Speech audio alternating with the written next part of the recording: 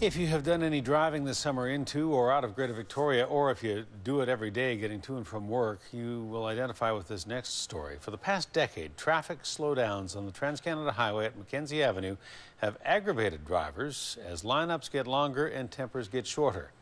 An overpass at that corner was a federal election issue in 2008, but since then, any talk of a traffic solution has gone quiet. A News reporter Andrew Johnson hit the highway today to find out why, and he joins us now live. Andrew. Well, Hudson, drivers are fed up, and so is one South Island MP who says jump-starting light rail on the island is a better use of taxpayer money than the capital region's $800 million secondary sewage treatment plan. It's 3 o'clock, and on this stretch of the Trans-Canada Highway, it's time to crawl for kilometers. That's pretty awful. It's terrible. How long have you been in it today? 40 minutes. It's got a reputation. It's living up to it. Colwood crawl.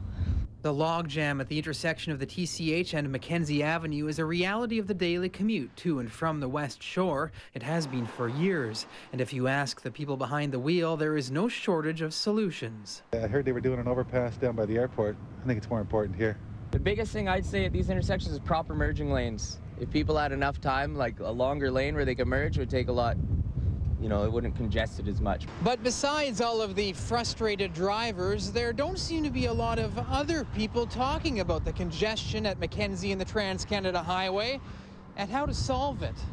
An interchange here was in the works in the mid-90s before thousands more people and vehicles moved to the West Shore. But the provincial NDP axed the project after accusations of overspending and environmental backlash.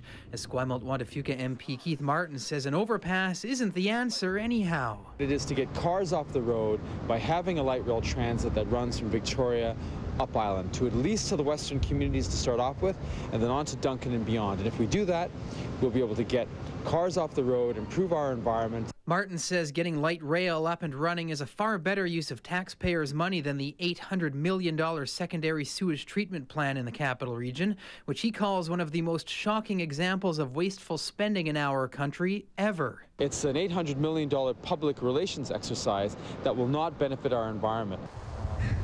Conservative candidate Troy D'Souza lost to Martin by only 68 votes in the last federal election and hung his campaign on a McKenzie interchange ahead of light rail. He hasn't given up the fight or changed his stance. It's unacceptable. I mean, it really is unacceptable, and people should be outraged about it. And if the current MP is not prepared to deal with this and be an advocate, well, certainly, we're 68 votes away from changing that representation. Back on the highway, the ideas keep coming. You need a SkyTrain to Langford. It might just work. Hudson, there have been all kinds of complications involved with constructing McKenzie Overpass, issues involving the land adjacent to the highway in Cuthbert Homes Park. The fact many believe traffic would then instead just bottle up at Tillicum Road if an overpass were built at McKenzie Admirals. And the suspicion among voters the BC Liberal government is hesitant to reward Vancouver Islanders with infrastructure when they so often vote NDP. And so many motorists wonder why McTavish at the airport, while valuable in and of itself, is a greater priority. Well, on the surface, it appears to have been a more minor situation on the surface, right? Yeah. Surface streets. Andrew, thank you. You're welcome. What are your thoughts on the need for an overpass at the Trans-Canada and McKenzie and Admirals intersection? We'd like to hear from you. Here's how to get in touch. Should an overpass be built to ease the increasing congestion? What about the light rail option?